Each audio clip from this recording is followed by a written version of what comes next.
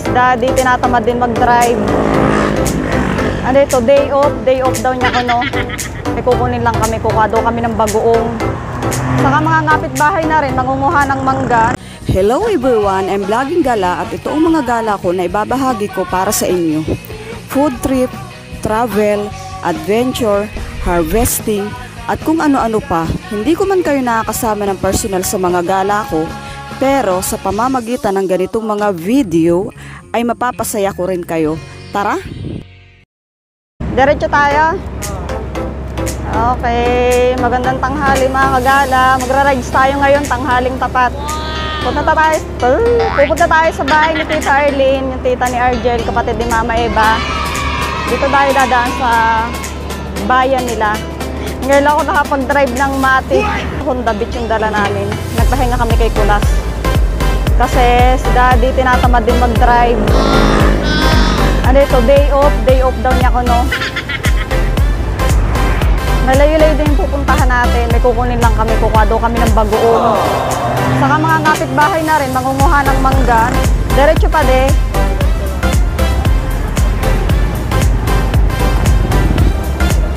Medyo mahigpit dito mga kagala, kaya ang daan dito, puro one way lang. Marami dito mga bantay ngayon. Napapatuon ako sa paa ko, hindi ako sanay ng ano.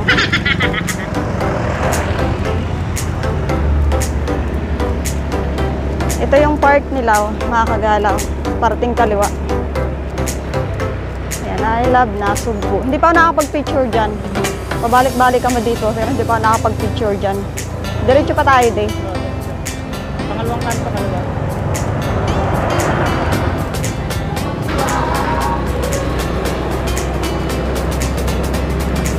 Yan, Save More. May Save More na dito, bago lang yung mga kagala. Bago sa paningin namin, kasi nung napunta kami dito, wala pa yan. Nailas ako mag-overtake dito.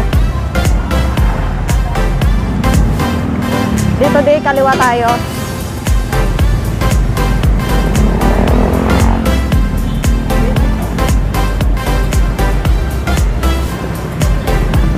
Ayan.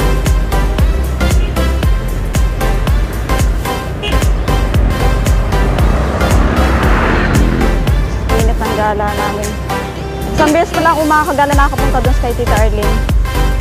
Sa pupuntahan namin ngayon, kuya.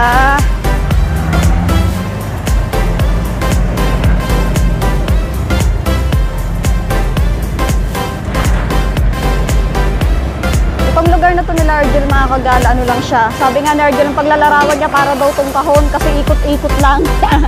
Kahit saan ka daw kanto tumagos, hindi ka maliligaw. Pero iwan ko, dahil ngayon lang naman ako nagpapauli-uli dito, hindi ko pa nga masyadong nauuli ito eh. Baka maliligaw pa rin siguro ako.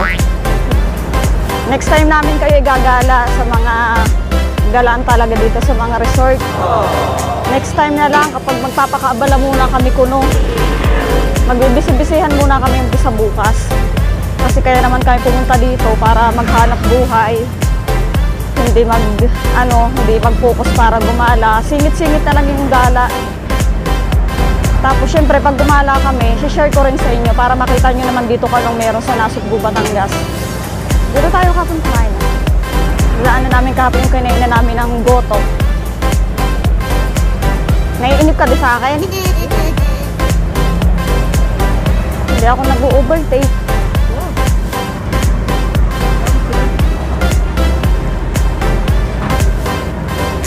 Bukid din yung pupuntahan namin kasi bukid ang bahay nila Tita Arlene. Hindi kaya ano. Ito. May palayan din naman dito. Bakit ako napapaprino? Napapatunaw sa pa ako. Wow, inangabay eh. Sanay ako sa may cambio lang eh.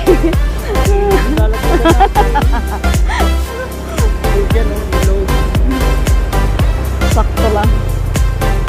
Bawal dito maglasing. Tapos dadaan ka dito. Ayan o, walang kabakod-bakod. Oh my God!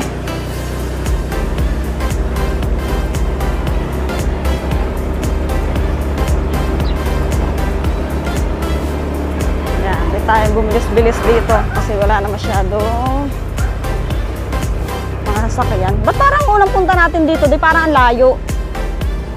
Ngayon ang lapit. Hindi pa alam. Oo, ganun ba yun?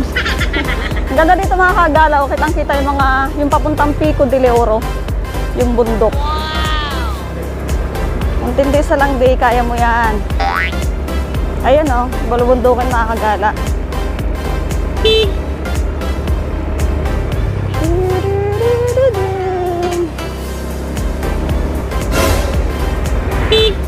So ito Andy ba gayon? Ha? Dito Andy? Ay, di lang. Si ano yata?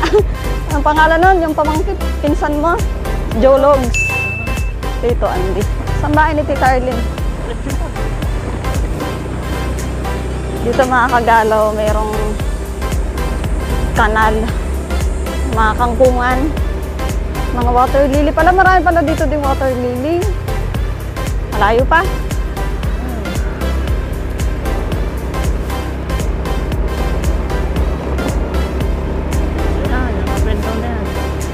Lapit na kami. Nagre-reklamo ng videographer ko.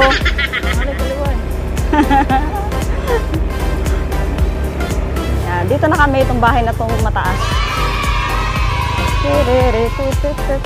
Napapatuon ako sa paa ko. Ayan, dito muna tayo nakagara.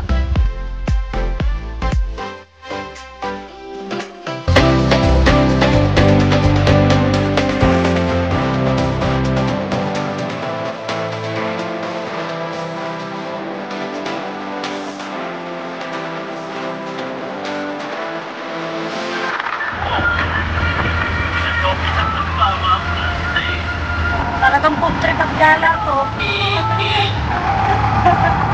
Tono! Wala akong kaligkila. Wala akong nagtawang pa nga kaming makapunta doon ng plan. Nalalasin pa lang trip dito ng tita ng Magkakalo-halo lang yan. Parang naman nila amay. Sinapit ko. Sabi ka, hindi ka kasilita. Sige. Tinulong ko sa kanya.